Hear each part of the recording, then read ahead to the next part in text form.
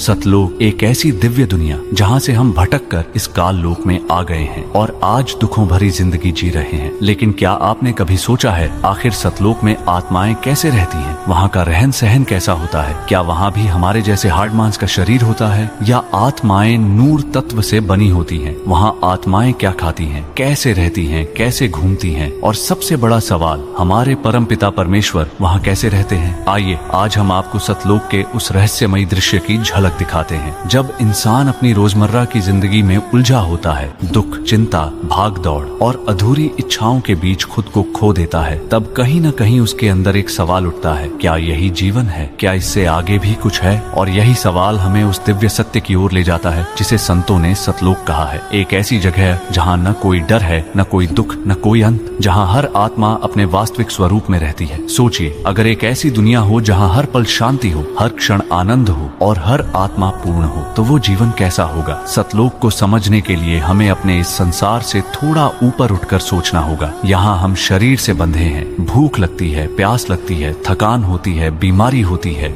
लेकिन सतलोक में आत्मा इन सब सीमाओं से परे होती है। वहाँ आत्मा न तो हार्ड मांस के शरीर में बंधी होती है और न ही उसे किसी भौतिक जरूरत की आवश्यकता होती है। वहाँ का शरीर प्रकाशमय होता है, नूर से बना हुआ, हल्का, सुंदर और पूर्ण। ऐसा शरीर जिसे न दर्द होता है, न बीमारी छू सकती है और न ही समय उसका कुछ बिगाड़ सकता है। कल्पना कीजिए, आप एक ऐसी जगह पर हैं जहां आपको चलने की जरूरत ही नहीं पड़ती। जैसे ही आपके मन में किसी स्थान पर जाने का विचार आता है, आप तुरंत वहां पहुंच जाते हैं। न कोई दूरी, न कोई बाधा, बस इच्छा और तुरंत पूर्णता। सतलोक में आत्माएं इसी तरह स्वतंत्र होती हैं। वे न जमीन पर बंधी हैं, न आकाश में सीमित, वे बस अस्तित्व में हैं, स्वतंत्र, शांत और आनंदित। और सबसे अद्भुत बात यह है कि वहाँ किसी भी प्रकार की कमी नहीं होती। इस दुनिया में हम हमेशा कुछ न कुछ पाने की कोशिश में लगे रहते हैं, धन, सुख, सम्मान, प्रेम। लेकिन सतलोक में आत्मा पहले से ही पूर्ण होती है। वहाँ कुछ पाने की जरूरत नहीं, क्योंकि सब कुछ पहले से ही है। वहाँ का आनंद बाहरी चीजों से नहीं आता, बल्कि आत्मा के अपने अस्तित्व से ही उत्पन्न होता है। यही कारण है कि वहाँ न कोई ईर्ष्या है, न कोई तुलना, न कोई संघर्ष। अब सवाल आता है, वहाँ आत्माएं क्या खाती हैं? यह प्रश्न हमारे मन में इसलिए आता है क्योंकि हम इस भौतिक दुनिया के आदी हैं, जहाँ शरीर को जीवित रखने के लिए भोजन जरूरी है। लेकिन सतलोक में आत्मा को जीवित रहने के लिए किसी भोजन की आवश्यकता नहीं होती। वहाँ का पोषण भौतिक नहीं बल्कि आध्यात्मिक होता है। आत्मा वहाँ ऊर्जा से, आनंद से और उस दिव्य उपस्थिति से ही संतुष्ट रहती है। जैसे एक दीपक को जलाने के लिए तेल की जरूरत होती है, वैसे ही इस शरीर को भोजन चाहिए। लेकिन जब आत्मा अपने असली स्वरूप में होती है तो उसे किसी बाहरी सहारे की आवश्यकता नहीं होती। और जब हम सतलोक की बात करते हैं तो सबसे महत्वपूर्ण प्रश्न होता है, वहाँ हमारे परम पिता परमेश्वर कैसे रहते हैं? कहा जाता है कि सतलोक के केंद्र में एक दिव्य स्थान है, एक अद्भुत तेज से भरा हुआ क्षेत्र जहाँ से अनंत प्रकाश फैलता है। वही वह स्थान है जहाँ परम सत्ता का निवास बताया जाता है। वह कोई साधारण स्थान नहीं बल्कि ऐसा केंद्र है जहाँ से शांति, प्रेम और आनंद की धारा पूरे सतलोक में प्रवाहित होती है। उस स्थान की आभा इतनी अद्भुत होती है कि शब्दों में उसका वर्णन करना संभव नहीं। जब आत्माएं उस दिव्य उपस्थिति के निकट होती हैं, तो वे एक ऐसी शांति का अनुभव करती हैं जो इस संसार में कभी महसूस नहीं हो सकती। यहाँ हम खुशी के पीछे भागते हैं, लेकिन वहाँ खुशी खुद आत्मा का स्वभाव बन जाती है। यहाँ हम प्रेम ढूंढते हैं, लेकिन वहाँ प्रेम हर दिशा में व्याप्त होता है। यहाँ हम सुरक्षा चाहते हैं, लेकिन वहाँ कोई खतरा ही नहीं होता। यही कारण है कि संतों ने हमेशा कहा है कि हमारा असली घर यही संसार नहीं बल्कि वह दिव्य लोक है। हम यहाँ अस्थायी रूप से हैं, एक यात्रा पर हैं, लेकिन हमारी आत्मा की गहराई में कहीं न कहीं उस सतलोक की याद छिपी हुई है। कभी कभी जब हम बिना कारण शांति महसूस करते हैं या अचानक एक अलग सी खुशी का अनुभव होता है, तो वह शायद उसी दिव्य लोक की एक हल्की सी झलक होती है। जैसे जैसे हम इस रहस्य को समझते हैं, हमारे अंदर एक नई सोच जन्म लेती है। हम यह समझने लगते हैं कि जीवन सिर्फ संघर्ष और दुख का नाम नहीं है, बल्कि यह एक अवसर है उस सच्चाई को जानने का, उस स्थान को पहचानने का जहाँ से हम आए हैं। और जब यह समझ हमारे अंदर गहराई से बैठ जाती है, तो हमारी जिंदगी का नजरिया ही बदल जाता है। अब सवाल यह नहीं रह जाता कि हम यहाँ क्या पा रहे हैं, बल्कि यह हो जाता है कि हम उस असली स्थान को कैसे समझें, कैसे महसूस करें। सतलोक कोई कहानी नहीं बल्कि एक ऐसी अवधारणा है जो हमें अपने भीतर झांकने के लिए प्रेरित करती है। यह हमें बताती है कि हम सिर्फ यह शरीर नहीं है, बल्कि एक चेतन आत्मा है जिसका असली स्वरूप कहीं अधिक विशाल और दिव्य है। और जैसे जैसे हम इस विचार में डूबते जाते हैं, एक नई यात्रा शुरू होती है, बाहर की नहीं बल्कि भीतर की। एक ऐसी यात्रा जो हमें उस सत्य के करीब ले जाती है जिसे शब्दों में नहीं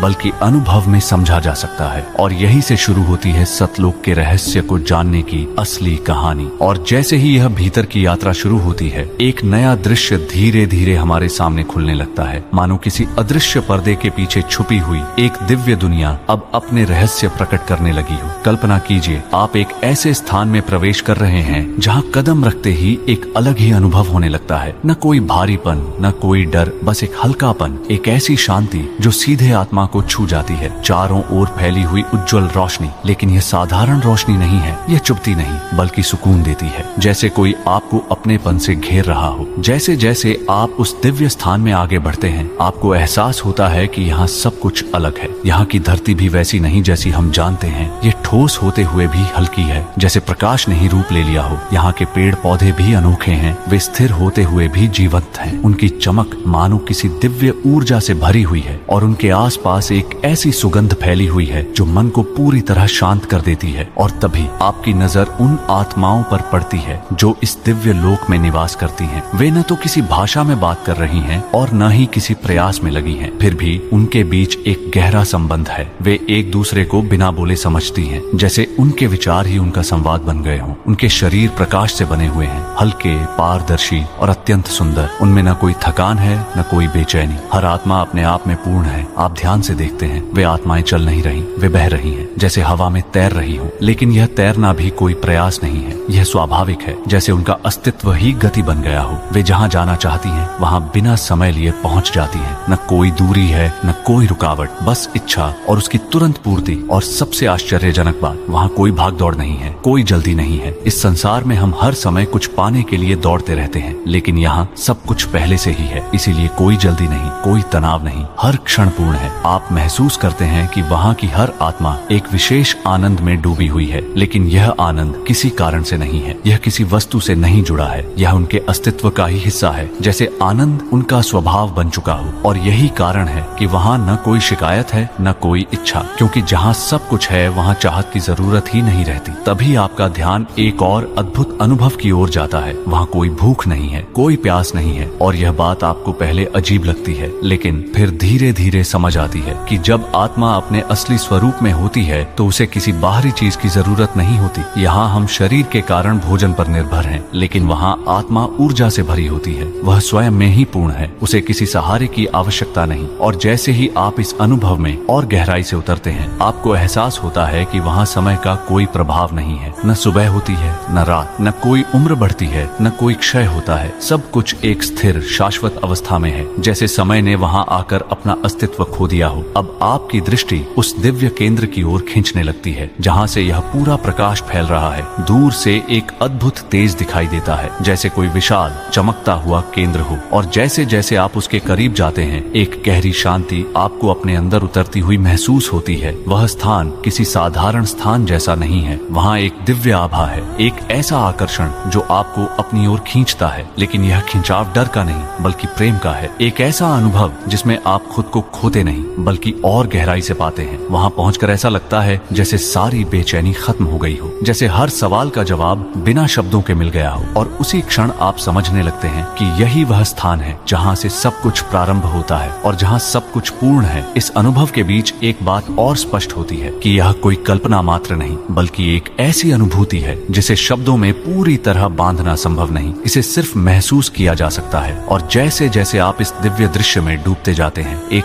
गहरा एहसास जन्म लेता है कि हमारी असली पहचान, हमारी असली शांति कहीं बाहर नहीं बल्कि इसी सत्य से जुड़ी हुई है। यहीं से यह रहस्य और भी गहराता है। और अब अगला प्रश्न उठता है, उस दिव्य केंद्र में वास्तव में क्या है? वहाँ परम सत्ता का स्वरूप कैसा है? और उस अद्भुत गुंबज का रहस्य क्या है जहाँ से यह अनंत प्रकाश फैलता है? और अब जैसे जैसे यह रहस्य और गहराता है, हमारी चेतना उस दिव्य केंद्र की ओर और भी तेजी से खींचने लगती है, मानो कोई अदृश्य शक्ति हमें बुला रही हो। एक ऐसा आकर्षण जिसे रोका नहीं जा सकता। जैसे ही आप उस प्रकाश के स्रोत के करीब पहुंचते हैं, आपके चारों ओर की चमक और भी प्रखर हो जाती है, लेकिन यह चमक आंखों को चुभती नहीं बल्कि आत्मा को सुकून देती है। हर कदम के साथ एक गहरी शांति आपके भीतर उतरती जाती है, जैसे आप अपने असली घर के और करीब पहुंच रहे हो। और तभी आपके सामने वह अद्भुत दृश्य प्रकट होता है, एक विशाल दिव्य गुंबज जिसकी आभा शब्दों से परे है। यह कोई साधारण संरचना नहीं है, यह प्रकाश से बना हुआ प्रतीत होता है, जैसे अनगिनत किरणें मिलकर एक पूर्ण आकार ले चुकी हों। उसकी सतह चमकती है लेकिन स्थिर नहीं, उसमें एक जीवंतता है जैसे वह स्वयं चेतन हो। उस गुंबज के चारों ओर एक अद्भुत ऊर्जा का प्रवाह है, एक ऐसी तरंग जो शांति, प्रेम और आनंद से भरी हुई है। जैसे ही आप उसके करीब आते हैं, आपके अंदर की हर बेचैनी, हर डर, हर प्रश्न धीरे धीरे समाप्त होने लगता है। ऐसा लगता है जैसे इस स्थान पर आते ही हर अधूरापन पूर्ण हो जाता है। वहाँ उपस्थित आत्माएं उस गुंबज के आसपास अत्यंत शांत और आनंदित अवस्था में स्थित हैं। वे किसी पूजा या प्रयास में नहीं लगी, फिर भी उनकी उपस्थिति में एक गहरी श्रद्धा झलकती है, जैसे वे किसी ऐसे सत्य के साक्षात सानिध्य में हों जो सब कुछ जानता है, सब कुछ समझता है और सब कुछ प्रेम से भर देता है। अब धीरे धीरे आपकी दृष्टि उस गुंबज के भीतर जाने लगती है और वहाँ एक ऐसा अनुभव होता है जिसे शब्दों में पूरी तरह व्यक्त करना लगभग असंभव है। वहाँ एक दिव्य उपस्थिति है, कोई आकार हो या न हो, लेकिन एक सत्ता का स्पष्ट एहसास होता है। एक ऐसी शक्ति जो न सिर्फ देख रही है बल्कि हर आत्मा को जानती है, उसे समझती है। यह वही स्थान है जहाँ परम पिता परमेश्वर का निवास बताया जाता है, लेकिन यहाँ निवास शब्द भी छोटा पड़ जाता है, क्योंकि यह कोई सीमित स्थान नहीं बल्कि अनंत चेतना का केंद्र है, जहाँ से हर दिशा में प्रकाश और प्रेम फैलता है। उस दिव्य उपस्थिति के सामने आते ही आत्मा खुद को अलग महसूस नहीं करती, बल्कि ऐसा लगता है जैसे वह उसी का एक अंश है। जैसे बूंद सागर में मिलकर सागर बन जाती है, वैसे ही आत्मा उस परम सत्ता के करीब आकर एक गहरी एकता का अनुभव करती है। और सबसे अद्भुत बात, वहाँ कोई डर नहीं है। इस संसार में हम ईश्वर से भी कभी कभी डरते हैं, लेकिन वहाँ केवल प्रेम है, एक ऐसा प्रेम जिसमें कोई शर्त नहीं, कोई दूरी नहीं, केवल अपनापन है। आप महसूस करते हैं कि उस गुंबज से निकलने वाली हर किरण हर आत्मा तक पहुँच रही है और हर आत्मा उस ऊर्जा से भरी हुई है, जैसे पूरा सतलोक उसी एक केंद्र से जुड़ा हुआ है, जैसे हर चीज एक ही स्रोत से उत्पन्न होकर उसी में स्थिर है। वहाँ समय पूरी तरह समाप्त हो जाता है, न कोई अतीत है न कोई भविष्य, केवल एक शाश्वत वर्तमान है और उस वर्तमान में सब कुछ पूर्ण है। कुछ पाने की जरूरत नहीं, कुछ खोने का डर नहीं। जैसे जैसे आप इस अनुभव में और गहराई से डूबते हैं, आपको एहसास होता है कि यह सिर्फ एक दृश्य नहीं बल्कि एक सत्य है, एक ऐसा सत्य जिसे केवल देखा नहीं बल्कि महसूस किया जाता है। और उसी क्षण आपके भीतर एक परिवर्तन शुरू होता है, एक नई समझ जन्म लेती है कि हम जिस दुनिया में जी रहे हैं वह अंतिम सत्य नहीं है बल्कि एक पड़ाव है, एक अनुभव है। अब यह स्पष्ट हो जाता है कि सतलोक कोई ऐसी जगह नहीं जहाँ केवल पहुँच जाना ही लक्ष्य है, बल्कि वह एक स्थिति है, एक अवस्था है जिसे समझकर, महसूस करके हम अपने जीवन में उतार सकते हैं। जब इंसान अपने अंदर शांति को पहचान लेता है, जब वह प्रेम को बिना किसी शर्त के महसूस करने लगता है, जब उसे किसी बाहरी चीज की जरूरत नहीं रह जाती खुश रहने के लिए, तब वह उसी दिशा में बढ़ रहा होता है जहाँ से वह आया है।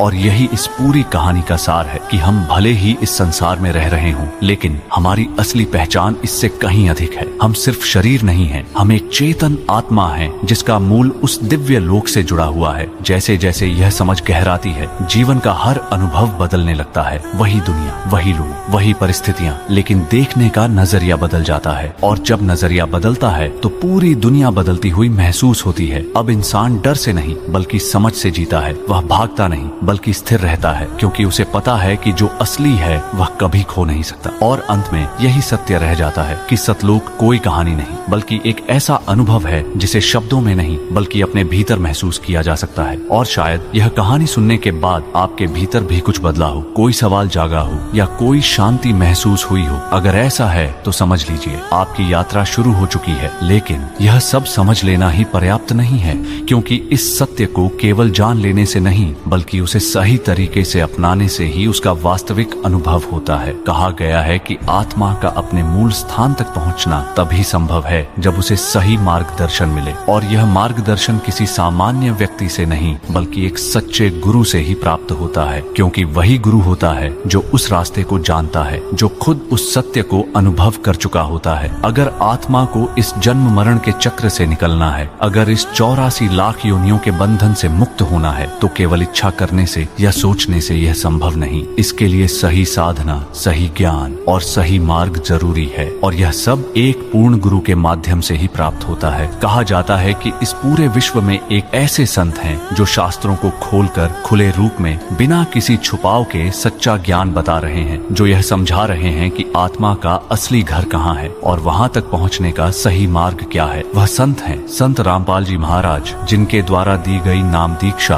और भक्ति विधि को अपनाकर ही उस परम धाम, उस परम सत्य को प्राप्त करने का मार्ग बताया जाता है। यदि आप सच में इस जीवन के रहस्य को समझना चाहते हैं, अगर आप उस शाश्वत शांति को पाना चाहते हैं और इस अंतहीन चक्र से बाहर निकलना चाहते हैं, तो आपको सही दिशा में कदम बढ़ाना होगा, और वह दिशा एक सच्चे गुरु ही दिखा सकते हैं। अब निर्णय आपके हाथ में है। क्या आप इसी तरह इस संसार के दुखों में उलझे रहना चाहते हैं, या उस सत्य को जानना चाहते हैं जो आपकी आत्मा को पूर्ण कर सकता है? अगर आपको यह वीडियो ज्ञानवर्धक और प्रेरणादायक लगा हो तो इसे लाइक कीजिए, चैनल को सब्सक्राइब कीजिए और कमेंट में अपनी राय जरूर लिखिए। सत साहिब।